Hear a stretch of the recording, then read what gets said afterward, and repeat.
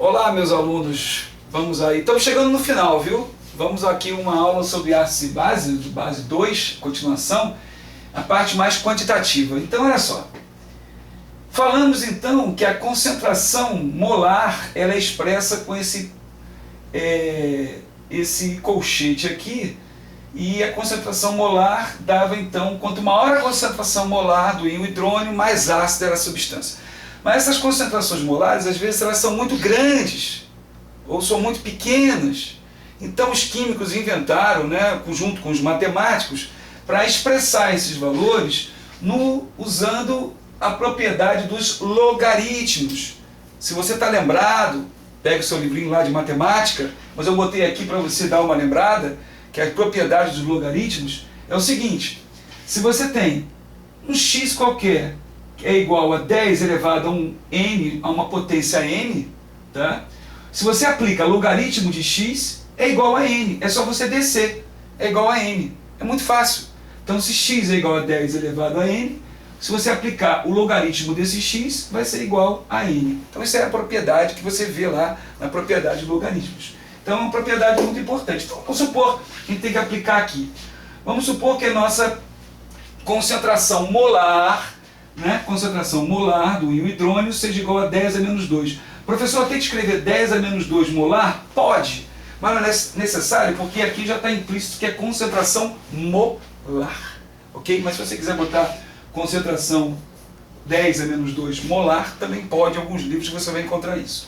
Então 10 a menos 2 quer dizer 0,0112, seria 10 elevado a menos 2. Então, se a concentração molar é 10 a menos 2, o pH, olha só, o pH, quando você faz, é igual a menos o logaritmo de 10 da concentração molar. Não é aqui? Menos a concentração molar é 10 a menos 2. Então, como é que a gente resolveria? Ó, o pH é igual a menos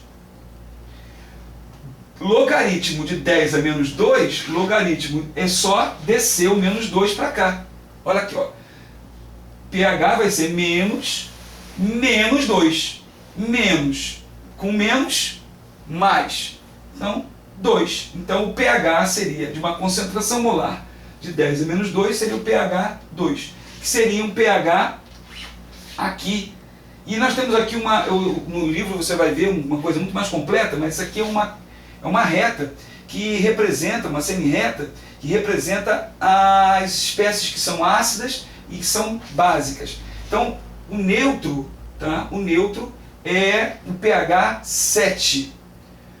Quando as substâncias são mais ácidas, elas têm um pH menor do que 7, que vai até 0, certo? Que seria o pH mais baixo que existe. Então 2 é uma substância ácida, e é justamente o pH do nosso estômago.